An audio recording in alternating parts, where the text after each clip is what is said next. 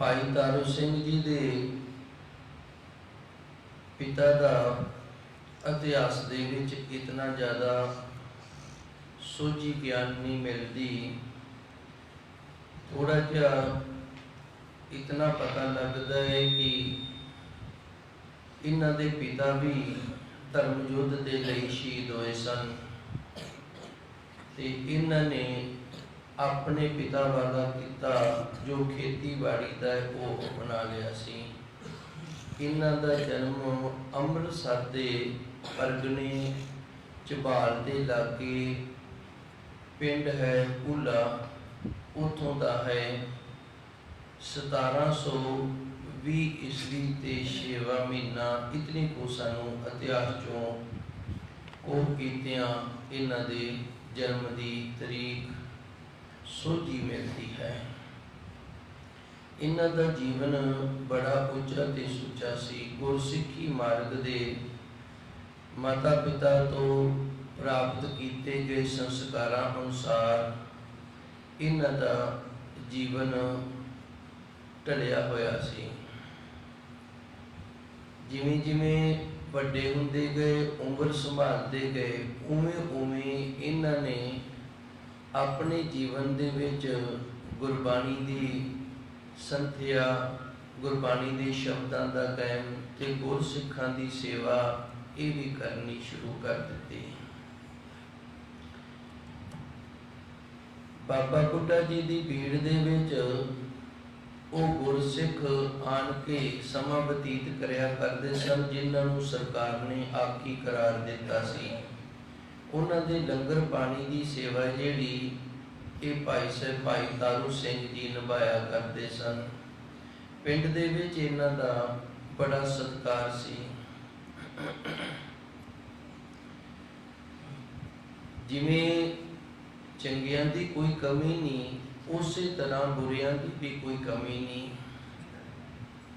कृष्ण अवतार चरित्र दे विच एक प्रसंग हुंदा है, उत्थे एक तुक हुंदी है कूड़ मोठ जनेहा कूड़ मोठ जनेहा।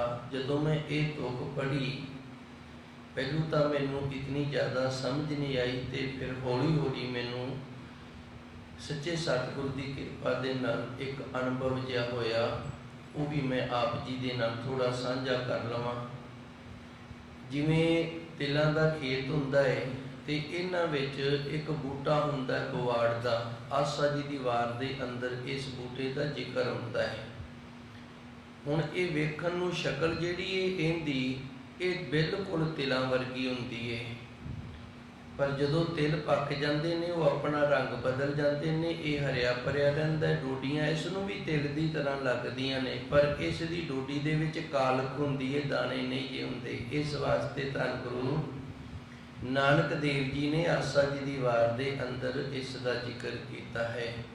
ते जो कृष्ण अवतार दे अंदर आप जी नूं तुक पढ़ के सुनाइए ये रास चलती है। जदों कोरड़ मोठ जनेया इवें मोठ ने जिहड़े इन्हां दे विच कुछ दाने हुंदे ने वो रिझदे नहीं, उन्हां नूं फिर असीं आम बोली दे विच कोरड़ू आख दिंदे आ। ये शब्द कदों उच्चारण किया गया उदों दा प्रसंग दर्शाया जदों उदों ते अकरूर नूं कृष्ण भगवान ने भेजिया सी, तुसी जाके गोपियां नूं कहो कि हुण निरंकार अकाल दी उपासना करया करन, सरगुण नहीं हुण निर्गुण की पूजा करया करन। उस वक्त फिर उदों ते अकरूर इन्हां दोवां नूं गोपियां ने उत्तर दिता सी भी तू इस तरह आ गया साडे विचाले जिवें मोठां दी दाल दे विच कोरड़ू आ जांदा है। ते हुण भाई साहब भाई तारू सिंह शहीद दे जीवन दे विच कोरड़ू कौन बनिया सी? इहदे 3 कारण ने। पहला कारण है जिहड़ा वो माशी दा रहीम बख्श सी। इस दी बच्ची सी जिस दी उम्र 16 साल दी सी। ये 16 साल की बच्ची है जिहड़ी इनू गणी नवाब पट्टी का नवाब सी ना जिहड़ा इत्थों दा, जिसका नाम जाफर बेग दस्या गया है। ये जाफर बेग चुक के लै गया ते ये माशी है जिहड़ा रहीम बख्श ਇਹਨੇ ਰਾਜ ਦਰਬਾਰੇ ਇੱਥੋਂ ਤੱਕ ਕਿ ਲਾਹੌਰ ਤੱਕ ਵੀ ਫਰਿਆਦ ਕੀਤੀ, ਪਰ ਇਸ ਦੀ ਗੱਲ ਕਿਸੇ ਨੇ ਨਾ ਸੁਣੀ। ਫਿਰ ਇਹਨੂੰ ਕਿਸੇ ਨੇ ਦੱਸਿਆ ਵੀ ਤੂੰ ਸਿੰਘਾਂ ਦਾ ਆਸਰਾ ਲੈ, ਸਿੰਘ ਤੇਰੀ ਬੱਚੀ ਨੂੰ ਛੁਡਾ ਸਕਦੇ ਨੇ ਇਹਨਾਂ ਜ਼ਾਲਮਾਂ ਤੋਂ। ਇਹਨੇ ਪੁੱਛਿਆ ਮੈਂ ਸਿੰਘਾਂ ਦੇ ਨਾਲ ਸੰਪਰਕ ਕਿਵੇਂ ਬਣਾਵਾਂ, ਸਿੰਘ ਤਾਂ ਗੁਪਤ ਰਹਿੰਦੇ ਨੇ। ਉਹਨੇ ਆਖਿਆ ਤੁਸੀਂ ਭਾਈ ਤਾਰੂ ਸਿੰਘ ਜੀ ਨੂੰ ਮਿਲ ਲਓ, ਉਹ ਤੁਹਾਡਾ ਜਿਹੜਾ ਸੰਦੇਸ਼ਾ ਉਹ ਸਿੰਘਾਂ ਦੇ ਤੱਕ ਪਹੁੰਚਾ ਦੇਣਗੇ। ਰਹੀਮ ਬਖਸ਼ ਭਾਈ ਤਾਰੂ ਸਿੰਘ ਦੇ ਘਰ ਆਇਆ। ਭਾਈ ਤਾਰੂ ਸਿੰਘ ਨੇ ਪਹਿਲੋਂ ਇਹਦੀ ਬੜੀ ਨਿੱਘੇ ਦਿਲ ਦੇ ਨਾਲ ਸੇਵਾ ਕੀਤੀ ਤੇ ਉਪਰੰਤ ਫਿਰ ਇਹਦਾ ਜਿਹੜਾ ਦੁੱਖ ਸੀ ਉਹ ਸੁਣਿਆ ਤੇ ਉਸੇ ਵਕਤ ਭਾਈ ਤਾਰੂ ਸਿੰਘ ਬਾਬਾ ਬੁੱਢਾ ਦੀ ਬੇਟ ਜਿੱਥੇ ਸਿੰਘਾਂ ਦੀ ਠਾਰ ਸੀ ਉੱਥੇ ਪਹੁੰਚ ਗਿਆ ਤੇ ਸਾਰਾ ਹਵਾਲਾ ਦੇ ਦਿੱਤਾ। ਸਿੰਘਾਂ ਨੇ ਫਿਰ ਇਸ ਜਾਫਰ ਬੇਗ ਨੂੰ ਕਤਲ ਕਰਕੇ ਤੇ ਇਸ ਮਾਛੀ ਜਿਸ ਦਾ ਨਾਮ ਰਹੀਮ ਬਖਸ਼ ਸੀ ਇਸ ਦੀ ਬੱਚੀ ਨੂੰ ਛਡਵਾ ਕੇ ਲੈ ਆਂਦਾ। ਹੁਣ ਇਹ ਕੋੜ ਮੋਠ ਜਨੇਹਾ ਇਹ ਕੋੜੂ ਬਣ ਗਿਆ ਜੀ। ਦੂਸਰਾ ਕਾਰਨ ਸੀ ਹਰਭਜਨ ਭਗਤੂ ਹੋਇਆ। ਹਰਭਜਨ ਭਗਤੂ, ਇਹਨੂੰ ਹਰਭਜਨੀਆ ਭਗਤੂ ਵੀ ਆਖੇ, ਜੜਿਆਲੇ ਦਾ ਸੀ। ਹਰ ਭਗਤੂ ਵੀ ਕਈਆਂ ਥਾਵਾਂ ਤੇ ਇਸ ਦਾ ਨਾਂ ਲਿਖਿਆ ਹੈ। ਇਹ ਉਹ ਹਰਭਜਨ ਭਗਤੂ ਸੀ ਜਿਸ ਦੇ ਵਡੇਰਿਆਂ ਦੀ ਜਾਨ ਬਚਾਉਣ ਦੇ ਲਈ ਧੰਨ ਗੁਰੂ ਤੇਗ ਬਹਾਦਰ ਸਾਹਿਬ ਮਹਾਰਾਜ ਜੀ ਸ਼ਹੀਦ ਹੋਏ ਸਨ। ਵੇਖ ਲਓ ਪਰਪਕਾਰ। ਇਹ ਹਰਭਜਨ ਭਗਤੂ ਉਹ ਸੀ। ਮੈਂ ਇੱਕ ਵਾਰੀ ਫੇਰ ਦਰਾ ਦਿਆਂ, ਮੇਰੇ ਕੋਲ ਥੋੜਾ ਜਿਹਾ ਸਮਾਂ, ਥੋੜਾ ਜਿਹਾ ਹਥਿਆਰ ਵਿਚਾਰਾਂਗੇ, ਇਹ ਗੱਲ ਫਿਰ ਕਿਤੇ ਆਪਾਂ ਖੁਲਾਸਾ ਕਰਾਂਗੇ, ਖੋਲਾਂਗੇ। ਇਹ ਹਰਭਜਨ ਭਗਤੂ ਉਹ ਸੀ ਅਕਿਰਤ ਕਨ ਜਿੰਦੇ ਵੱਡ ਵਡੇਰਿਆਂ ਦੀ ਰੱਖਿਆ ਸ੍ਰੀ ਗੁਰੂ ਤੇਗ ਬਹਾਦਰ ਸਾਹਿਬ ਮਹਾਰਾਜ ਨੇ ਆਪਣਾ ਸੀਸ ਦੇ ਕੇ ਕੀਤੀ ਸੀ। ਤੇ ਇਹ ਹੁਣ ਇਹ ਨਹੀਂ, ਇਸ ਤਰ੍ਹਾਂ ਦੇ ਹੋਰ ਵੀ ਕਈ ਹੋਣਗੇ, ਪਰ ਇਹ ਜਿਹੜਾ ਇਹ ਸਰਕਾਰ ਦਾ ਮੁਖਬਰ ਬਣ ਗਿਆ ਸੀ ਸਿੰਘਾਂ ਨੂੰ ਫੜਾਉਣ ਦੇ ਵਿੱਚ। ਤੀਸਰਾ ਕਾਰਨ ਨੇ ਜਿਹੜਾ ਭਾਈ ਤਾਰੂ ਸਿੰਘ ਦੇ ਪਿੰਡ ਦੇ ਵਿੱਚ ਇੱਕ ਰਹਿੰਦਾ ਸੀ ਜਿਸ ਦਾ ਨਾਮ ਸੀ ਖੁਸਾਲਾ। ਇਹ ਖੁਸਾਲਾ ਜਿਹੜੀ ਇਹਦੀ ਉਮਰ ਦੱਸੀ ਗਈ ਇਹ 55 ਤੇ 60 ਦੇ ਦਰਮਿਆਨ ਵੀ ਇਤਨੀ ਵੱਡੀ ਉਮਰ ਦਾ ਸੀ। ਇਹਨੂੰ ਭਾਈ ਸਾਹਿਬ ਭਾਈ ਤਾਰੂ ਸਿੰਘ ਜੀ ਪਸੰਦ ਨਹੀਂ ਸਨ। ਕਿਉਂ ਨਹੀਂ ਸਨ ਪਸੰਦ? ਜਿਤਨਾ ਵੀ ਨਗਰ ਸੀ ਸਾਰਾ ਭਾਈ ਤਾਰੂ ਸਿੰਘ ਦਾ ਸਤਿਕਾਰ ਕਰਦਾ ਸੀ, ਭਾਵੇਂ ਉਹ ਮੁਸਲਮਾਨ ਸੀ ਭਾਵੇਂ ਹਿੰਦੂ ਸੀ। ਤੇ ਗੁਰਸਿੱਖ ਤਾਂ ਉਦੋਂ ਜੰਗਲਾਂ 'ਚ ਹੀ ਰਿਹਾ ਕਰਦੇ ਸਨ। ਹਿੰਦੂ ਤੇ ਮੁਸਲਮਾਨ ਭਾਈ ਤਾਰੂ ਸਿੰਘ ਜੀ ਦਾ ਰੱਬ ਜਿੰਨਾ ਸਤਿਕਾਰ ਕਰਿਆ ਕਰਦੇ ਸਨ। ਇਹਨੂੰ ਇਹ ਗੱਲ ਜਿਹੜੀ ਇਹ ਚੰਗੀ ਨਹੀਂ ਸੀ ਲੱਗਦੀ। ਇਹ ਹਰ ਵਕਤ ਇਸੇ ਖੋਜ ਦੇ ਵਿੱਚ ਰਹਿੰਦਾ ਵੀ ਮੈਨੂੰ ਕੋਈ ਨਾ ਕੋਈ ਕਿਤੇ ਨਾ ਕਿਤੇ ਸੂਹ ਮਿਲੇ ਜਿਸ ਦੇ ਨਾਲ ਮੈਂ ਭਾਈ ਤਾਰੂ ਸਿੰਘ ਜੀ ਨੂੰ ਸਰਕਾਰ ਦੇ ਕੈਦ ਕਰਵਾ ਸਕਾਂ, ਪਕੜਾ ਸਕਾਂ। ਇਹ ਤਿੰਨ ਕਾਰਨ ਸਨ ਜਿਹੜੇ ਇਹ ਤਿੰਨ ਕਾਰਨਾਂ ਦੇ ਕਾਰਨ ਭਾਈ ਸਾਹਿਬ ਭਾਈ ਤਾਰੂ ਸਿੰਘ ਜੀ ਨੂੰ ਸ਼ਹਾਦਤ ਦੇਣੀ ਪਈ। ਹੁਣ ਹਰਭਜਨ ਭਗਤੂ ਇਹ ਜਿਹੜਾ ਇਹਨੇ ਵੀ ਜਾ ਕੇ ਲਾਹੌਰ ਦੱਸ ਦਿੱਤਾ ਤੇ ਖੁਸਾਲੇ ਨੇ ਵੀ ਜਾ ਕੇ ਲਾਹੌਰ ਦੱਸ ਦਿੱਤਾ ਤੇ ਜਾਬਰ ਬੇਗ ਸੀ ਜਿਹੜਾ ਉਹ ਤਾਂ ਮਾਰੇ ਹੀ ਗਿਆ ਸੀ। ਉਹ ਤਾਂ ਸਰਕਾਰ ਨੂੰ ਪਤਾ ਹੀ ਲੱਗ ਜਾਣਾ ਸੀ ਕਿਉਂਕਿ ਉਹਦੇ ਅੰਡਰ ਇਹ ਪੱਟੀ ਹੈ ਜਿਹੜੀ ਇਹਦਾ ਥੋੜਾ ਏਰੀਆ ਸੀ, ਇੱਥੇ ਉਹ ਹੁਕੂਮਤ ਕਰਦਾ ਸੀਗਾ। ਇਸ ਤਰ੍ਹਾਂ ਫਿਰ ਇੱਥੋਂ ਚੱਲ ਪਏ ਨੇ ਜਰਵਾਨੇ ਜਿਹੜੇ ਭਾਈ ਸਾਹਿਬ ਭਾਈ ਤਾਰੂ ਸਿੰਘ ਜੀ ਨੂੰ ਆਪਣੀ ਕੈਦ ਦੇ ਵਿੱਚ ਕਰਕੇ ਲੈ ਗਏ ਨੇ। ਅੱਗੇ ਜਿਹੜਾ ਇਤਿਹਾਸ ਹੈ ਉਹ ਆਪ ਸੰਗਤਾਂ ਸਾਰੀਆਂ ਜਾਣਦੇ ਹੋ। ਭਾਈ ਸਾਹਿਬ ਜੀ ਨੂੰ ਇਹ ਆਖਿਆ ਗਿਆ ਵੀ ਤੁਹਾਨੂੰ ਅਸੀਂ ਵੱਡੇ ਤੋਂ ਵੱਡੇ ਨਵਾਬਾਂ ਦੀਆਂ ਬੱਚੀਆਂ ਜਿਹੜੀਆਂ ਨੇ ਨਾ ਉਹ ਬੇਗਮਾਂ ਬਣਾ ਦਿੰਨੇ ਆ, ਤੁਹਾਡੇ ਨਾਂ ਜਹਾਂਗੀਰਾਂ ਲਾ ਦਿੰਨੇ ਆ, ਜੰਗੀਰਾਂ ਲਾ ਦਿੰਨੇ ਆ ਤੁਹਾਡੇ ਨਾਂ। ਉਸ ਸਮੇਂ ਦਾ ਜਿਹੜਾ ਬਾਦਸ਼ਾਹ ਲਾਹੌਰ ਦਾ ਸੂਬੇਦਾਰ ਸੀ ਉਹ ਜ਼ਕਰੀਆ ਖਾਨ ਸੀ। ਇੱਥੋਂ ਤੱਕ ਕਿ ਜ਼ਕਰੀਆ ਖਾਨ ਨੇ ਆਪਣੀ ਬੱਚੀ ਦਾ ਵੀ ਰਿਸ਼ਤਾ ਕਬੂਲ ਲਿਆ ਸੀ ਵੀ ਜੇ ਤੂੰ ਮੁਸਲਮਾਨ ਹੋ ਜੇ। ਤੇ ਭਾਈ ਸਾਹਿਬ ਜੀ ਨੇ ਕੋਈ ਜਵਾਬ ਦਿੱਤਾ ਸੀ ਹਰਾਮ ਹੋ ਕੇ ਮਰਨ ਦੇ ਨਾਲੋਂ ਸ਼ਹੀਦ ਹੋ ਜਾਣਾ ਨਾ ਜਿਹੜਾ ਤੇ ਸਮੇਂ ਤੋਂ ਪਹਿਲਾਂ ਜਿਹੜਾ ਸਰੀਰ ਛੱਡ ਜਾਣਾ ਉਹ ਕਿਤੇ ਫਾਇਦੇਮੰਦ ਹੈ। ਇਹ ਸੀ ਜੀਵਨ ਭਾਈ ਸਾਹਿਬ ਤਾਰੂ ਸਿੰਘ ਜੀ ਦਾ ਜੋ ਦਾਸ ਨੇ ਖੋਜ ਕੀਤੀ ਹੈ ਸੰਖੇਪ ਰੂਪ ਦੇ ਵਿੱਚ ਆਪ ਸੰਗਤਾਂ ਦੇ ਨਾਲ ਵਿਚਾਰਾਂ ਸਾਂਝੀਆਂ ਕਰਨ ਦੀ। ਹੁਣ ਜੋ ਧੰਨ ਗੁਰਬਾਣੀ ਦੀਆਂ ਲੜੀਵਾਰ ਕਥਾ ਚੱਲਦੀਆਂ ਨੇ, ਆਓ ਗੁਰੂ ਮਹਾਰਾਜ ਜੀ ਦੇ ਪਾਵਨ ਸ਼ਬਦ ਦੇ ਨਾਲ ਜੁੜਨਾ ਕਰੀਏ ਜੀ। ਮਹਲਾ ਤੀਜਾ। ਜਿਨੀ ਸਤਿਗੁਰ ਸੇਵਿਆ ਤਾਨੇ ਨਿਤਾਣੇ ਤਿਸ। ਇਹ ਪਾਵਨ ਸ਼ਬਦ ਧੰਨ ਗੁਰੂ ਅਮਰਦਾਸ ਜੀ ਸੱਚੇ ਸਤਿਗੁਰ ਦਾ 12ਵੀਂ ਪੌੜੀ ਦਾ ਦੂਸਰਾ ਸ਼ਬਦ ਹੈ। ਪਹਿਲੇ ਸ਼ਬਦ ਦੇ ਵਿੱਚ ਸਾਖਤ ਦਾ ਪ੍ਰਸੰਗ ਚੱਲਿਆ ਸੀ, ਜੋ ਆਪ ਸੰਗਤਾਂ ਨੇ ਕੱਲ ਸਰਵਣ ਕੀਤਾ ਹੈ।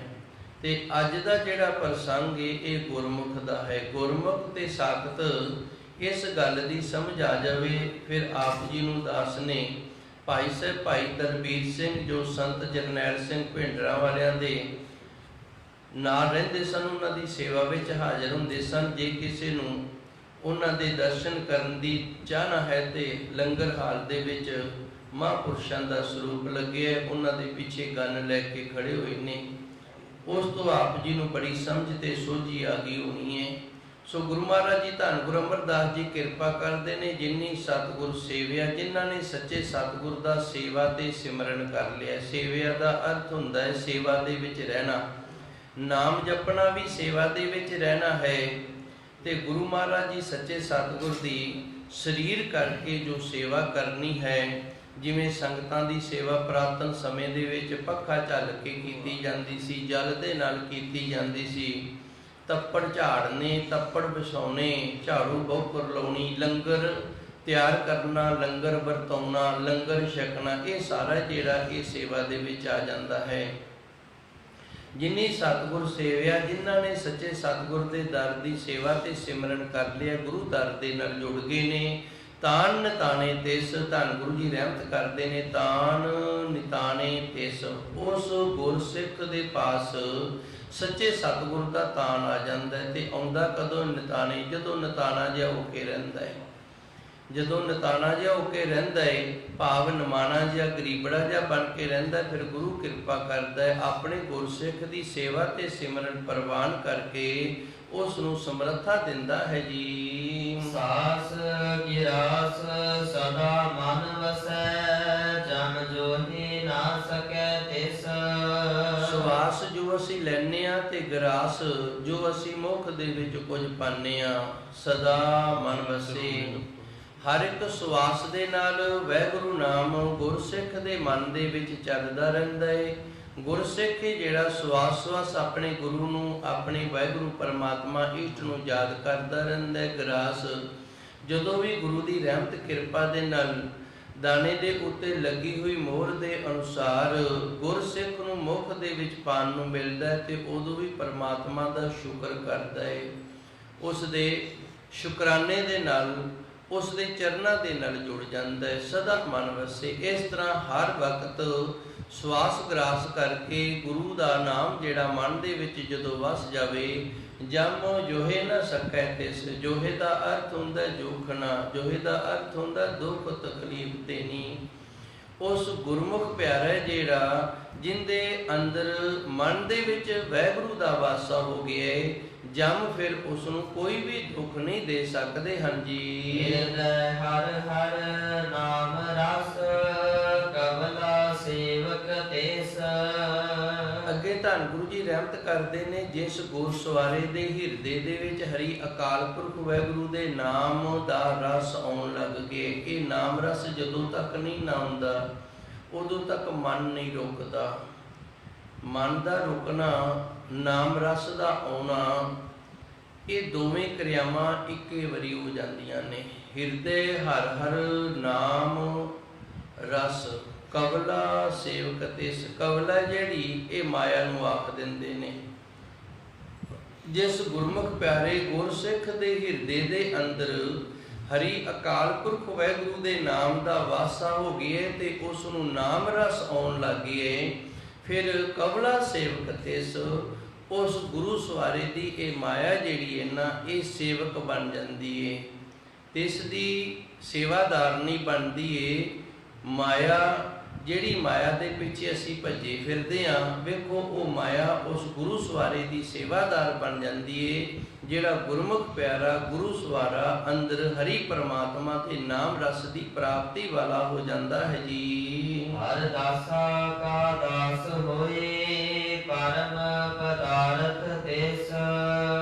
ਇਹ ਧੰਨ ਗੁਰੂ ਨਾਨਕ ਦੇਵ ਜੀ ਦਾ ਚਲਾਇਆ ਹੋਇਆ ਮਾਰਗ ਹੈ। ਇਸ ਨੂੰ ਨਿਰਮਲ ਪੰਥ ਆਖਿਆ। ਪੰਥ ਦਾ ਅਰਥ ਵੀ ਮਾਰਗ ਹੁੰਦਾ ਹੈ, ਰਸਤਾ ਹੁੰਦਾ ਹੈ। ਪੰਥ ਦਾ ਅਰਥ ਪੰਥ ਆਖ ਲਓ, ਰਸਤਾ ਆਖ ਲਓ, ਮਾਰਗ ਆਖ ਲਓ।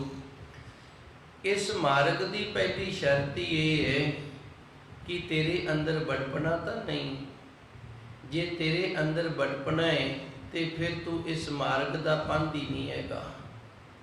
ਧੰਨ ਗੁਰੂ ਨਾਨਕ ਦੇਵ ਜੀ ਦਾ ਚਲਾਇਆ ਹੋਇਆ ਇਹ ਮਾਰਗ, ਜਿਸ ਨੂੰ ਨਿਰਮਲਾ ਪੰਥ ਆਖਿਆ ਜਾਂਦਾ ਸੀ, ਹੁਣ ਵੀ ਆਖਿਆ ਜਾਂਦਾ ਏ।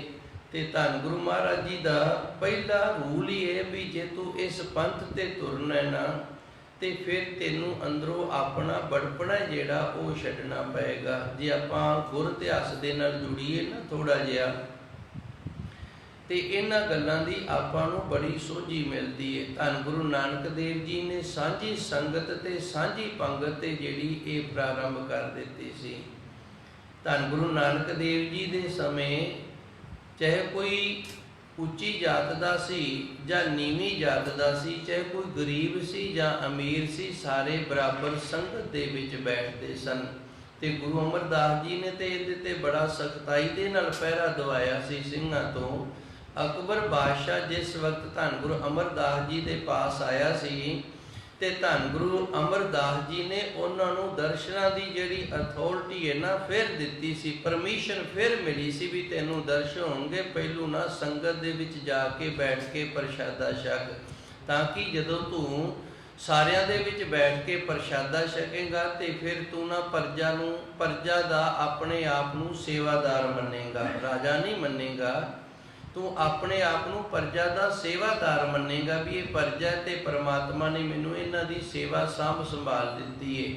ਕਿਉਂਕਿ ਪਹਿਰੇ ਤੋਂ ਬਿਨਾਂ ਜਿਹੜੀ ਕੋਈ ਵੀ ਚੀਜ਼ ਹੈ ਉਹ ਲਵਾਰਸ ਹੋ ਜਾਂਦੀ ਹੈ। ਜੇ ਪਹਿਰਾ ਨਾ ਹੋਵੇ ਤੇ ਫਿਰ ਸਾਂਭ ਸੰਭਾਲ ਨਹੀਂ ਹੁੰਦੀ। ਮੈਨੂੰ ਇਸ ਪ੍ਰਜਾ ਦੀ ਸਾਂਭ ਸੰਭਾਲ ਦੇ ਲਈ ਉਸ ਪਰਮਾਤਮਾ ਨੇ ਇਹ ਸਮਰੱਥਾ ਡਿਊਟੀ ਲਾਈ ਏ, ਪਰ ਮੈਂ ਹੈ ਇੰਨਾ ਹੀ ਵਰਗਾ। ਇਹਦਾ ਅਰਥ ਇਹ ਬਣਦਾ ਜੀ। ਫਿਰ ਅਕਬਰ ਨੇ ਲੰਗਰ ਦੇ ਵਿੱਚ ਬੈਠ ਕੇ ਪ੍ਰਸ਼ਾਦਾ ਛਕਿਆ ਸੀ, ਦਾਸਾ ਭਾਵ ਦੇ ਵਿੱਚ ਆਣ ਕੇ ਵਡਪਣਾ ਹੋ ਕੇ, ਤੇ ਧੰਨ ਗੁਰੂ ਅਮਰਦਾਸ ਜੀ ਨੇ ਦਰਸ਼ਨ ਦਿੱਤੇ ਸਨ। ਹਰ ਦਾਸਾ ਕਾ ਦਾਸ ਹੋਏ, ਹਰ ਦਾਸਾ ਕਾ ਦਾਸ ਹੋਏ, ਹਰ ਦਾਸਾ। ਹਰ ਦਾਸਾ ਤੋਂ ਭਾਵ ਹੈ ਜਿਨ੍ਹਾਂ ਨੇ ਪ੍ਰਭੂ ਪਰਮਾਤਮਾ ਦੀ ਪ੍ਰਾਪਤੀ ਕਰ ਲਈ ਹੈ ਤੇ ਉਸ ਦੇ ਦਾਸ ਹੋ ਗਏ ਨੇ। ਜੇ ਕੋਈ ਹੁਣ ਇਹ ਆਖੇ ਨਾ ਵੀ ਮੈਂ ਬਾਬਾ ਜੀ ਨੂੰ ਤਾਂ ਬੜਾ ਪਿਆਰ ਕਰਦਾ, ਪਰ ਬਾਬਾ ਜੀ ਦੇ ਜਿਹੜੇ ਬੱਚੇ ਨੇ ਨਾ ਉਹਨਾਂ ਨੂੰ ਪਿਆਰ ਨਹੀਂ ਕਰਦਾ, ਬਸ ਇਹ ਉਹੀ ਹੈ ਜਿਹੜੇ ਪਰਮਾਤਮਾ ਦੇ ਦਾਸਾਂ ਨੂੰ ਪਿਆਰ ਨਹੀਂ ਕਰਦੇ। ਤੇ ਇਹ ਆਖਣ ਅਸੀਂ ਰੱਬ ਨੂੰ ਤਾਂ ਮੰਨਦੇ ਹਾਂ, ਰੱਬ ਨੂੰ ਤਾਂ ਪਿਆਰ ਕਰਦੇ ਹਾਂ, ਪਰ ਜਿਹੜੇ ਰੱਬ ਦਾ ਨਾਮ ਲੈਣ ਵਾਲੇ ਨੇ, ਬੰਦਗੀ ਸਿਮਰਨ ਕਰਨ ਵਾਲੇ ਨੇ ਨਾ, ਉਹਨਾਂ ਦਾ ਸਤਿਕਾਰ ਨਹੀਂ ਕਰਦੇ। ਤੇ ਫਿਰ ਉਸੇ ਤਰ੍ਹਾਂ ਹੀ ਮੈਂ ਵੀ ਕਹਿ ਦਿਆਂਗਾ, ਭਾਈ ਤੂੰ ਮੈਨੂੰ ਕੀ ਸਤਿਕਾਰ ਪਿਆਰ ਦਿੰਦਾ ਹੈ, ਮੇਰੇ ਬੱਚਿਆਂ ਦੇ ਨਾਲ ਤਾਂ ਤੂੰ ਵਿਤਕਰਾ ਕਰਦਾ ਹੈ, ਇਹਨਾਂ ਦਾ ਤਾਂ ਤੂੰ ਬੁਰਾ ਸੋਚਦਾ ਹੈ। ਉਸੇ ਤਰ੍ਹਾਂ ਪਰਮਾਤਮਾ ਵੀ ਫਿਰ ਕਹਿ ਦੇਵੇਗਾ ਵੀ ਜੇ ਤੂੰ ਮੇਰੇ ਭਗਤਾਂ ਦੇ ਨਾਲ, ਮੇਰੇ ਨਾਮ ਲੈਣ ਵਾਲਿਆਂ ਦੇ ਨਾਲ ਵਿਤਕਰਾ ਕਰਦਾ ਹੈ, ਇਹਨਾਂ ਨੂੰ ਚੰਗਾ ਨਹੀਂ ਸਮਝਦਾ, ਤੇ ਫਿਰ ਮੇਰਾ ਤੂੰ ਕੀ ਲੱਗਦਾ। ਤਾਂ ਕਰਕੇ ਗੁਰੂ ਮਹਾਰਾਜ ਜੀ ਸੱਚੇ ਸਤਿਗੁਰ ਨੇ ਕਈਆਂ ਥਾਵਾਂ ਤੇ ਇਹ ਸ਼ਬਦ ਦਰਜ ਕੀਤੇ ਨੇ, ਹਰ ਦਾਸਾ ਕਾ ਦਾਸ ਹੋਏ।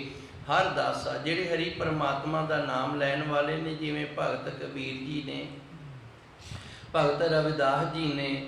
ਅੱਜ ਦਾ ਜੋ ਆਪਾਂ ਸਿੱਖ ਇਤਿਹਾਸ ਸਰਵਣ ਕੀਤਾ ਹੈ, ਭਾਈ ਤਾਰੂ ਸਿੰਘ ਜੀ, ਇਹ ਵੀ ਹਰੀ ਦੇ ਦਾਸ ਸਨ, ਗੁਰਸਿੱਖ ਸਨ। ਹਰ ਜਨ ਧੰਨ ਗੁਰੂ ਮਹਾਰਾਜ ਜੀ ਰਹਿਮਤ ਕਰਦੇ ਨੇ ਪਰਮਾਤਮਾ ਤੇ ਪਰਮਾਤਮਾ ਦੇ ਸਾਜੇ ਹੋਏ ਸੰਤ ਭਗਤ ਗੁਰਸਿੱਖ ਨੇ ਜਿਹੜੇ, ਇਹਨਾਂ ਵਿੱਚ ਫਰਕ ਨਹੀਂ ਹੈਗਾ। ਹਰ ਦਾਸਾ ਕਾ ਦਾਸ ਹੋਏ। ਜੇ ਸਾਨੂੰ ਅਜੇ ਪਰਮਾਤਮਾ ਦਾ ਦਾਸਾ ਭਾਵ ਪ੍ਰਾਪਤ ਨਹੀਂ ਨਾ ਹੋਇਆ, ਅਸੀਂ ਇਸ ਪਦਵੀ ਤੇ ਨਹੀਂ ਹੋਏ, ਤੇ ਫਿਰ ਜਿਹੜੇ ਉਹਦੇ ਦਾਸ ਹੋ ਗਏ ਨੇ ਉਹਨਾਂ ਦੇ ਅਸੀਂ ਦਾਸ ਬਣ ਜਾਈਏ। ਹਰ ਦਾਸਾ ਕਾ ਦਾਸ ਹੋਏ, ਪਰਮ ਪਦਾਰਥ ਤਿਸ। ਪਰਮ ਦਾ ਅਰਥ ਹੁੰਦਾ ਵੱਡਾ, ਤੇ ਪਦਾਰਥ ਦਾ ਅਰਥ ਹੁੰਦਾ ਹੈ ਜੋ ਸਾਨੂੰ ਪ੍ਰਾਪਤ ਹੋਵੇ। ਜੋ ਚੀਜ਼ ਸਾਨੂੰ ਪ੍ਰਾਪਤ ਹੋ ਜਾਵੇ ਉਸ ਨੂੰ ਪਦਾਰਥ ਆਖਿਆ। ਹੁਣ ਮੁਕਤੀ ਇੱਕ ਪਦਾਰਥ ਹੈ, ਗਿਆਨ ਇੱਕ ਪਦਾਰਥ ਹੈ। ਧੰਨ ਗੁਰੂ ਜੀ ਰਹਿਮਤ ਕਰਦੇ ਨੇ ਜਿਹੜੇ ਹਰੀ ਪਰਮਾਤਮਾ ਦਾ ਨਾਮ ਜਪਣ ਵਾਲੇ, ਵਾਹਿਗੁਰੂ ਦੇ ਗੁਰਸਿੱਖ ਪਿਆਰੇ ਗੁਰਮੁਖ ਸੰਤ ਭਗਤ ਦਾਸ ਨੇ ਜਿਹੜੇ ਉਹਨਾਂ ਦੇ ਦਾਸ ਬਣ ਕੇ ਰਹਿੰਦੇ ਨੇ, ਤੇ ਪਰਮ ਪਦਾਰਥ ਤਿਸ ਗਿਆਨ ਰੂਪੀ ਪਦਾਰਥ, ਨਾਮ ਰੂਪੀ ਪਦਾਰਥ, ਇਹ ਜਨਮ ਹੈ ਜਿਹੜਾ ਇਹ ਵੀ ਇੱਕ ਪਦਾਰਥ ਹੈ, ਮੁਕਤੀ ਵੀ ਪਦਾਰਥ ਹੈ। ਇਹ ਚਾਰੇ ਪਦਾਰਥ ਨੇ ਜਿਹੜੇ ਭਾਈ ਉਹਨਾਂ ਨੂੰ ਪ੍ਰਾਪਤ ਹੋ ਜਾਂਦੇ ਨੇ। ਇਹ ਤਾਂ ਗੁਰਬਾਣੀ ਦੁਆਰਾ ਦੱਸੇ ਗਏ ਚਾਰ ਪਦਾਰਥ ਨੇ, ਜਨਮ ਪਦਾਰਥ, ਗਿਆਨ ਪਦਾਰਥ, ਨਾਮ ਪਦਾਰਥ ਤੇ ਮੁਕਤ ਪਦਾਰਥ।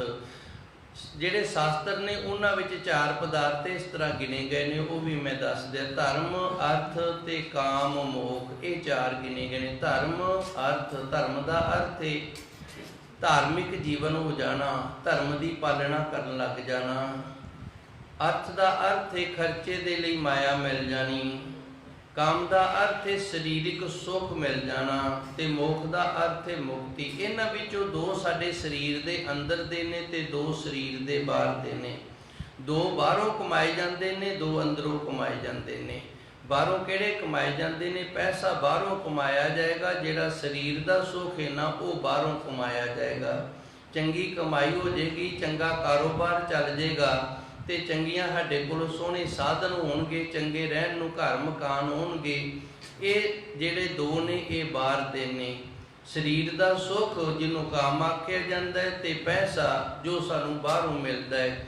ਦੋ ਅੰਦਰ ਦੇ ਨੇ। ਅੰਦਰ ਦੇ ਕਿਹੜੇ ਨੇ? ਧਰਮ ਤੇ ਮੋਖ। ਅੰਦਰੋਂ ਧਰਮ ਵਧੇਗਾ ਤੇ ਮੁਕਤੀ ਦੇ ਨੇੜੇ ਜਾਵਾਂਗੇ।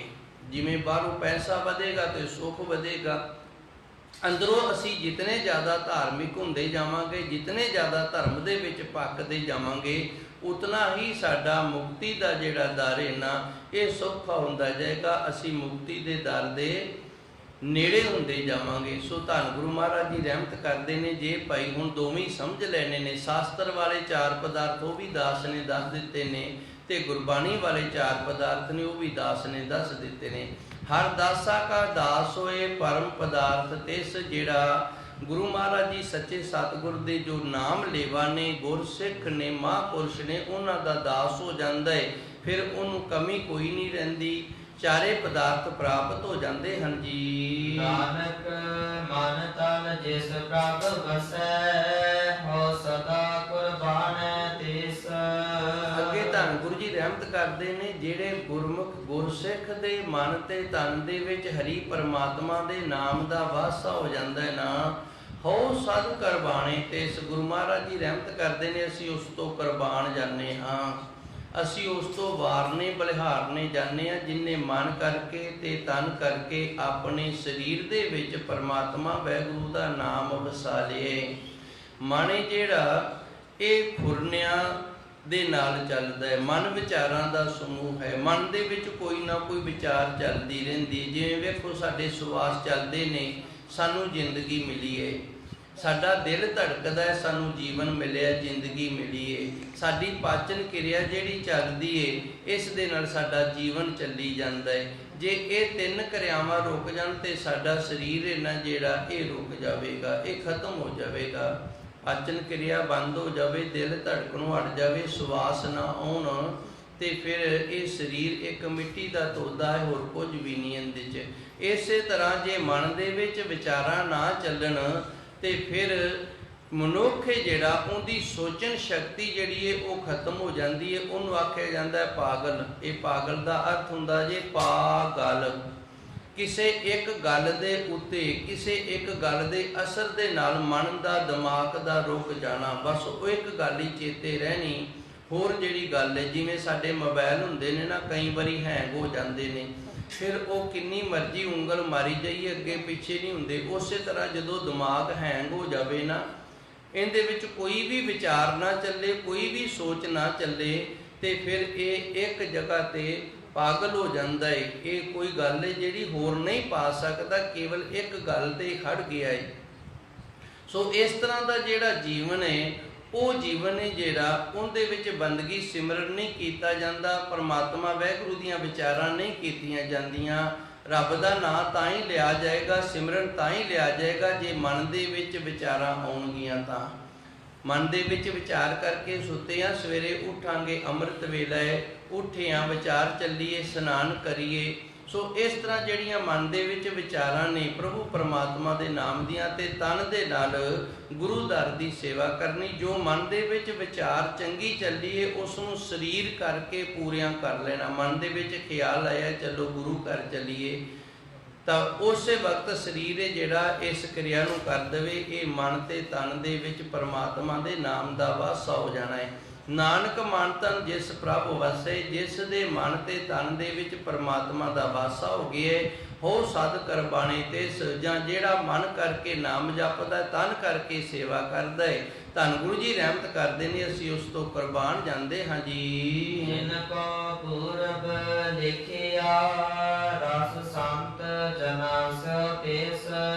ਅੱਗੇ ਧੰਨ ਗੁਰੂ ਮਹਾਰਾਜ ਜੀ ਰਹਿਮਤ ਕਰਦੇ ਨੇ, ਜਿਹੜੀ ਸੰਗਤ ਦੀ ਪ੍ਰਾਪਤੀ ਹੈ ਨਾ, ਇਹ ਪੂਰਬਲੇ ਕਰਮਾਂ ਤੋਂ ਬਿਨਾਂ ਨਹੀਂ ਮਿਲਦੀ। ਤੇ ਜਿਹੜਾ ਕਿਸੇ ਸਾਧੂ ਸੰਤ ਦੇ ਨਾਲ ਵਿਚਾਰਾਂ ਦਾ ਰਲ ਜਾਣਾ, ਕਿਸੇ ਸਾਧੂ ਸੰਗਤ ਦੀ ਸੰਗਤ ਪ੍ਰਾਪਤ ਹੋ ਜਾਣੀ, ਇਹ ਵੀ ਚੰਗੇ ਕਰਮਾਂ ਤੋਂ ਬਿਨਾਂ ਨਹੀਂ ਮਿਲਦੀ। ਮੈਂ ਇੱਕ ਦੋਹਰਾ ਪੜ੍ਹਦੇ ਹਾਂ।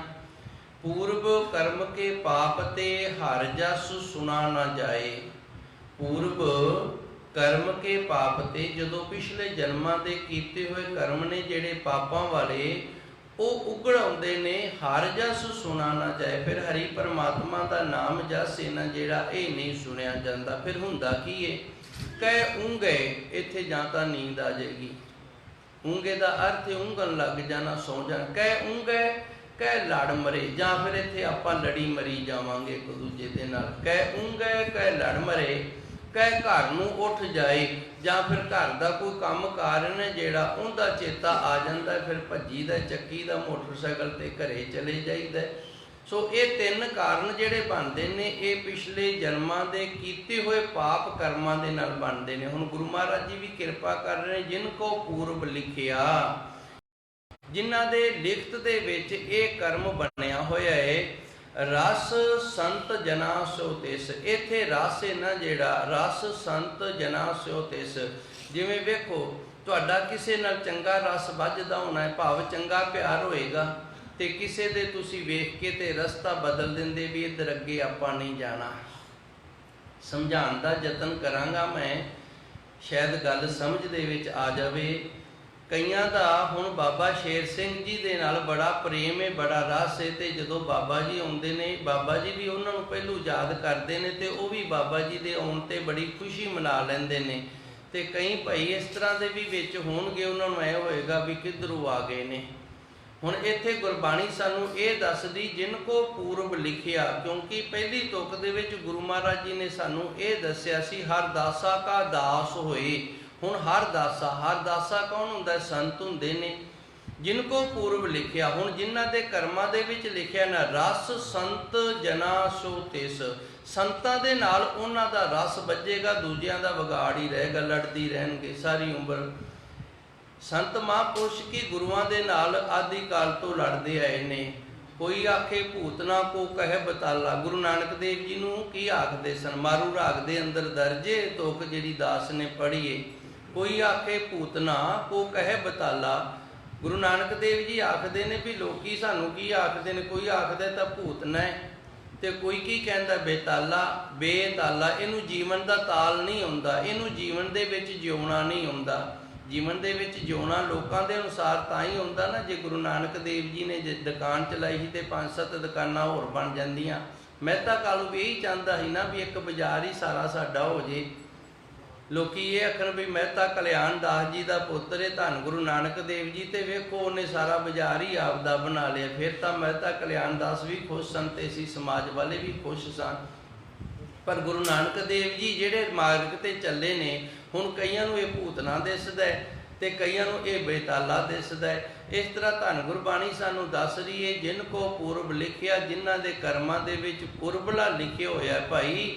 ਰਸ ਸੰਤ ਜਨਾ ਸੋ ਤਿਸ, ਜਿਹੜੀ ਸੰਤਾਂ ਦੇ ਨਾਲ ਰਲ ਕੇ ਮਿਲ ਕੇ ਗੱਲਬਾਤ ਕਰਨੀ ਹੈ ਨਾ, ਰਸ ਵੱਜਣਾ ਹੈ, ਇਹ ਉਹਨਾਂ ਦੇ ਕਰਮਾਂ ਵਿੱਚ ਆਉਂਦਾ ਹੈ ਜੀ। ਪੌੜੀ ਜੋ ਬੋਲੇ ਪੂਰਾ ਸਤਿਗੁਰੂ, ਸੋ ਪਰਮੇਸ਼ਰ ਸੁਣਿਆ। ਬੋਲੇ ਦਾ ਅਰਥ ਹੁੰਦਾ ਬਾਣੀ, ਤੇ ਬਾਣੀ ਦਾ ਅਰਥ ਹੈ ਬੋਲ। ਆਪਾਂ ਬਾਣੀ ਆਖ ਦਿੰਦੇ ਹਾਂ, ਬਾਣੀ ਦਾ ਅਰਥ ਬੋਲ ਹੈ। ਇਹ ਗੁਰਬਾਣੀ ਗੁਰੂ ਮਹਾਰਾਜ ਜੀ ਦੇ ਬੋਲ ਨੇ। ਧੰਨ ਗੁਰਬਾਣੀ ਹੈ ਜਿਹੜੀ, ਇਹ ਕਿਸੇ ਮਨੁੱਖ ਦੀ ਨਹੀਂ ਹੈਗੀ ਵੀ ਕਿਸੇ ਕਵੀ ਦੀ ਰਚਨਾ ਹੈ। ਇਹ ਧੰਨ ਗੁਰੂ ਮਹਾਰਾਜ ਜੀ ਦੇ ਬੋਲ ਨੇ। ਜੋ ਬੋਲੇ ਪੂਰਾ ਸਤਿਗੁਰੂ ਧੰਨ ਗੁਰੂ ਗ੍ਰੰਥ ਸਾਹਿਬ ਜੀ ਸਾਡੇ ਵਰਤਮਾਨ ਗੁਰੂ ਨੇ। ਇਹਨਾਂ ਦੇ ਅੰਦਰ ਜੋ ਗੁਰੂ ਮਹਾਰਾਜ ਜੀ ਸੱਚੇ ਸਤਿਗੁਰ ਦੇ ਬੋਲ ਨੇ ਨਾ, ਉਹ ਜਿਹੜੇ ਬੋਲ ਨੇ ਸੋ ਪਰਮੇਸ਼ਰ ਸੁਣਿਆ, ਉਹ ਪਰਮਾਤਮਾ ਸੁਣਦਾ ਹੈ ਵੀ ਇਹ ਗੁਰੂ ਦੇ ਬੋਲ ਬੋਲ ਰਹੇ ਹੈ। ਇਹ ਮੈਂ ਥੋੜਾ ਜਿਹਾ ਯਤਨ ਕਰਾਂਗਾ ਗੱਲ ਦੀ ਸਮਝ ਆ ਜਾਵੇ। ਅਸੀਂ ਸਮਾਜ ਦੇ ਵਿੱਚ ਵਿਚਰਦੇ ਹਾਂ, ਸਮਾਜ ਦੇ ਵਿੱਚ ਵਿਚਰਦੇ ਹਾਂ ਤੇ ਕਈ ਬੰਦੇ ਹੁੰਦੇ ਨੇ ਉਹ ਆਪਣੀ ਬੋਲੀ ਨਹੀਂ ਬੋਲਦੇ, ਕਿਸੇ ਹੋਰ ਦੀ ਬੋਲੀ ਬੋਲਦੇ ਨੇ। ਮੇਰੇ ਖਿਆਲ ਗੱਲ ਤੁਹਾਡੀ ਪਕੜ ਦੇ ਵਿੱਚ ਆ ਗਈ ਹੋਣੀ ਹੈ। ਉਹਨਾਂ ਕੋਲ ਆਪਣੀ ਬੋਲੀ ਨਹੀਂ ਹੁੰਦੀ, ਆਪਣੇ ਬੋਲ ਨਹੀਂ ਹੁੰਦੇ, ਫਿਰ ਕਿਹਦੇ ਬੋਲ ਹੁੰਦੇ ਨੇ? ਕਿਸੇ ਹੋਰ ਦੇ ਬੋਲ ਬੋਲਦੇ ਨੇ, ਕਿਸੇ ਹੋਰ ਦੀ ਬੋਲੀ ਬੋਲਦੇ ਨੇ, ਤੇ ਅਸੀਂ ਫਿਰ ਕਹਿ ਦਿੰਦੇ ਹਾਂ ਨਾ ਇਹਨੂੰ ਫਲਾਣੇ ਦੀ ਉਂਗਲ ਲੱਗੀ ਏ, ਇਹ ਉਹਦੇ ਪੈਰਾਂ 'ਚ ਪੈਰ ਰੱਖਦਾ, ਜਿਵੇਂ ਉਹ ਆਂਦਾ ਨਾ ਉਵੇਂ ਬੋਲਦਾ ਹੈ। ਐ ਸਮਝ ਲਓ। ਹੁਣ ਤਾਂ ਗੱਲ ਸਮਝ ਆ ਗਈ ਨਾ। ਉਸੇ ਤਰ੍ਹਾਂ ਧੰਨ ਗੁਰੂ ਮਹਾਰਾਜ ਜੀ ਰਹਿਮਤ ਕਰਦੇ ਨੇ, ਜੋ ਬੋਲੇ ਪੂਰਾ ਸਤਿਗੁਰੂ ਸੋ ਪਰਮੇਸ਼ਰ ਸੁਣਿਆ। ਸੱਚਾ ਸਤਿਗੁਰੂ ਬਚਨ ਹੀ ਬੋਲ ਹੀ ਬਾਣੀ ਉਸ ਪਰਮਾਤਮਾ ਦੀ ਬੋਲਦਾ ਹੈ। ਤੇ ਜੋ ਗੁਰੂ ਮਹਾਰਾਜ ਜੀ ਸੱਚੇ ਸਤਿਗੁਰ ਦੇ ਬੋਲ ਨੇ, ਉਹ ਪਰਮੇਸ਼ਰ ਦੇ ਬੋਲ ਨੇ, ਕਿਸੇ ਹੋਰ ਦੇ ਬੋਲ ਨਹੀਂ ਹੈਗੇ ਹਨ ਜੀ। ਤੇ ਉਹ ਬੋਲ ਨੇ ਜਿਹੜੇ, ਉਹ ਆਪ ਪਰਮਾਤਮਾ ਫਿਰ ਸੁਣਦਾ ਹੈ। ਜੋ ਬੋਲੇ ਪੂਰਾ ਸਤਿਗੁਰੂ, ਜਿਹੜੇ ਵਚਨ ਧੰਨ ਗੁਰੂ ਗ੍ਰੰਥ ਸਾਹਿਬ ਜੀ ਦੇ ਅੰਦਰ ਗੁਰੂ ਮਹਾਰਾਜ ਜੀ ਦੇ ਦਰਜ ਨੇ, ਇਹ ਪਰਿਪੂਰਨ ਸੱਚੇ ਸਤਿਗੁਰ ਦੇ ਦਰਜ ਨੇ। ਤੇ ਇਹਨਾਂ ਨੂੰ ਜਦੋਂ ਅਸੀਂ ਪੜ੍ਹਦੇ ਹਾਂ ਨਾ, ਫਿਰ ਪਰਮੇਸ਼ਰ ਇਹਨਾਂ ਨੂੰ ਸੁਣਦਾ ਹੈ ਵੀ ਇਹ ਗੁਰੂ ਦੇ ਵਚਨ ਬੋਲਦਾ ਹੈ, ਗੁਰੂ ਦੀ ਬੋਲੀ ਬੋਲਦਾ ਹੈ। ਗੁਰੂ ਦਾ ਜੋ ਮਾਰਗ ਹੈ ਉਹ ਸੰਗਤਾਂ ਨੂੰ ਵੀ ਸਿਖਾਉਂਦਾ ਹੈ ਤੇ ਆਪ ਵੀ ਸਿੱਖਦਾ ਹੈ। ਉਸ ਨੂੰ ਪਰਮਾਤਮਾ ਫਿਰ ਆਪ ਸੁਣਦਾ ਹੈ ਜੀ। ਕੋਈ ਵਰਤਿਆ ਜਗਤ ਮਹਿ ਘਟ ਘਟ ਮੁਖ ਬਣਿਆ। ਉਹੀ ਵਰਤਾਰਾ ਇਸ ਜਗਤ ਦੇ ਵਿੱਚ ਹੁੰਦਾ ਹੈ ਜੋ ਸੱਚੇ ਸਤਿਗੁਰੂ ਨੂੰ ਚੰਗਾ ਲੱਗਦਾ ਹੈ। ਜੋ ਬੋਲੇ ਪੂਰਾ ਸਤਿਗੁਰੂ ਸੋ ਪਰਮੇਸ਼ਰ ਸੁਣਿਆ। ਜੋ ਸੱਚੇ ਸਤਿਗੁਰੂ ਨੇ ਬੋਲ ਕਰ ਦਿੱਤੇ ਨਾ, ਉਸ ਪਰਮੇਸ਼ਰ ਨੇ ਸੁਣ ਲੈਣੇ ਨੇ।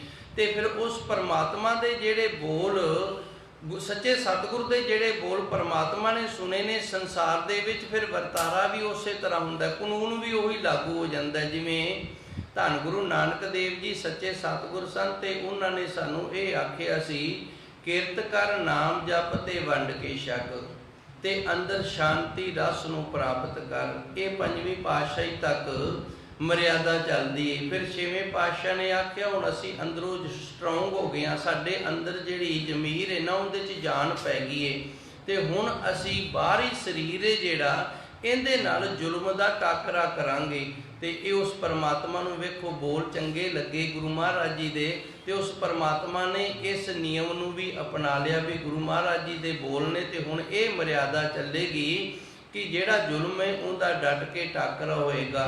ਤੇ ਇਹਨਾਂ ਦੇ ਪੋਤਰੇ ਫਿਰ ਧੰਨ ਗੁਰੂ ਗੋਬਿੰਦ ਸਿੰਘ ਮਹਾਰਾਜ ਜੀ ਸੱਚੇ ਸਤਿਗੁਰ ਨੇ ਇਹਨਾਂ ਬੋਲਾਂ ਨੂੰ, ਜੋ ਸ੍ਰੀ ਗੁਰੂ ਹਰਗੋਬਿੰਦ ਸਿੰਘ ਮਹਾਰਾਜ ਜੀ ਦੇ ਸਨ, ਉਹਨਾਂ ਨੂੰ ਪੱਕੇ ਤੌਰ ਤੇ ਸਾਡੇ ਤੇ ਮਰਿਆਦਾ ਨਿਯਮ ਲਾਗੂ ਕਰ ਦਿੱਤਾ।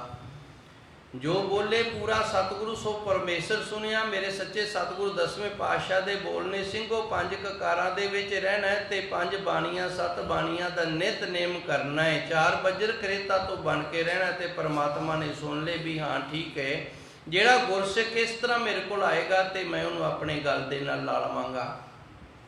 ਸੋਈ ਜਗਤ ਵਿੱਚ ਵਰਤਿਆ, ਉਹੀ ਜਿਹੜਾ ਨਾ ਸੋਈ ਵਰਤਿਆ ਜਗਤ ਵਿੱਚ ਮੈਂ, ਉਹੀ ਵਰਤਾਰਾ ਹੁਣ ਜਗਤ ਦੇ ਵਿੱਚ ਹੋ ਰਿਹਾ ਜੋ ਦਸਵੇਂ ਪਾਤਸ਼ਾਹ ਗੁਰੂ ਮਹਾਰਾਜ ਜੀ ਦੇ ਬੋਲ ਸਨ। ਘਟ ਘਟ ਮੁਖ ਬਣਿਆ।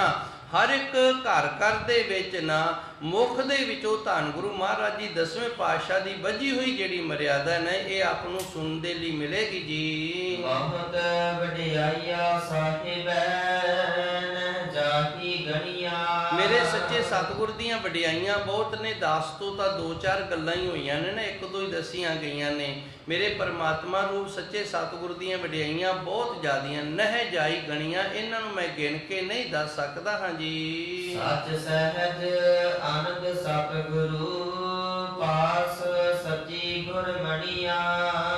ਮਣੀਆਂ ਦਾ ਅਰਥ ਹੁੰਦਾ ਮਣੀ। ਇਹ ਮਣੀ ਜਿਹੜੀ ਇੱਕ ਚਿੰਤਾ ਮਣੀ ਹੁੰਦੀ ਏ, ਜਿਹੜੀ ਚਿੰਤਾ ਮਣੀ ਹੈ, ਜਿੰਦੇ ਪਾਸ ਇਹ ਮਣੀ ਹੋਵੇ ਉਹਨੂੰ ਫਿਰ ਚਿੰਤਾ ਕੋਈ ਨਹੀਂ ਰਹਿੰਦੀ। ਜਿਵੇਂ ਸਾਨੂੰ ਚਿੰਤਾ ਹੈ ਬਈ ਪੈਸੇ ਦੀ ਲੋੜ ਹੈ ਤੇ ਪੈਸਾ ਪਾਸ ਨਹੀਂ ਹੈਗਾ, ਕਿਹਦੇ ਤੋਂ ਮੰਗਾਂਗੇ, ਕਿੱਥੋਂ ਮਿਲੇਗਾ। ਚਿੰਤਾ ਬਣ ਗਈ ਹੈ। ਬੱਚਾ ਬੱਚੀ ਵੱਡਾ ਹੋ ਗਿਆ, ਜਵਾਨ ਹੋ ਗਿਆ ਹੈ, ਚਿੰਤਾ ਬਣ ਗਈ ਹੈ ਵੀ ਚੰਗਾ ਘਰ ਲੱਭ ਜਾਵੇ। ਇਸ ਤਰ੍ਹਾਂ ਦੀਆਂ ਚਿੰਤਾਵਾਂ ਨੇ ਜਿਹੜੀਆਂ, ਜਿਸ ਦੇ ਪਾਸ ਚਿੰਤਾਮਣੀ ਹੋਵੇ ਨਾ, ਉਸ ਨੂੰ ਇਹ ਚਿੰਤਾਵਾਂ ਜਿਹੜੀਆਂ ਨੇ ਨਾ ਇਹ ਤੰਗ ਨਹੀਂ ਕਰ ਸਕਦੀਆਂ, ਕਿਉਂਕਿ ਉਹਨੇ ਚਿੱਤ ਦੇ ਵਿੱਚ ਜਦੋਂ ਚਿਤਮਨੀ ਕਰਨੀ ਹੈ ਉਦੋਂ ਹੀ ਉਹਦੀ ਇਹ ਚਿੰਤਾ ਜਿਹੜੀ ਹੈ ਦੂਰ ਹੋ ਜਾਣੀ ਹੈ। ਹੁਣ ਧੰਨ ਗੁਰੂ ਮਹਾਰਾਜ ਜੀ ਸਾਨੂੰ ਇਹ ਦੱਸਦੇ ਨੇ ਵੀ ਉਹ ਪਤਾ ਨਹੀਂ ਹੈ ਕਿ ਨਹੀਂ, ਇਹ ਕਲਪੀਆਂ ਹੋਈਆਂ ਗੱਲਾਂ ਜੇ ਵੀ ਮੈਂ ਦੱਸ ਦਿਆਂ।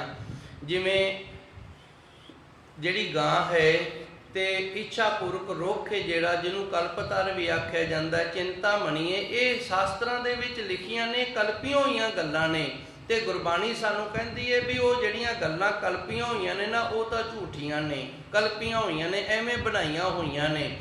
ਧੰਨ ਗੁਰੂ ਮਹਾਰਾਜ ਜੀ ਜੋ ਸਾਨੂੰ ਦੱਸਦੇ ਨੇ ਇਹ ਸੱਚ ਦਾ, ਸੱਚ ਸਹਿਜ ਆਨੰਦ। ਮਨੁੱਖ ਕੀ ਚਾਹੁੰਦਾ ਮੈਂ ਸੱਚਾ ਹੋ ਜਾਵਾਂ, ਮਨੁੱਖ ਕੀ ਚਾਹੁੰਦਾ ਸਹਿਜ ਮੇਰੇ ਅੰਦਰ ਗਿਆਨ ਆ ਜਾਵੇ, ਮਨੁੱਖ ਕੀ ਚਾਹੁੰਦਾ ਮੈਂ ਆਨੰਦ ਦੇ ਵਿੱਚ ਰਵਾਂ। ਤਿੰਨ ਗੱਲਾਂ ਅਸੀਂ ਚਾਹੁੰਦੇ ਹਾਂ, ਮੈਂ ਸੱਚ ਦਾ ਰੂਪ ਹੋ ਜਾਵਾਂ। ਇਸ ਵਾਸਤੇ ਆਪਾਂ ਨਿਤਨੇਮ ਕਰਦੇ ਹਾਂ, ਬਾਣੀ ਪੜ੍ਹਦੇ ਹਾਂ, ਕਥਾ ਸੁਣਦੇ ਹਾਂ ਨਾ ਵੀ ਸਾਡੇ ਅੰਦਰ ਸੱਚ ਆ ਜਾਵੇ, ਅਸੀਂ ਸੱਚ ਦਾ ਰੂਪ ਹੋ ਜਾਈਏ।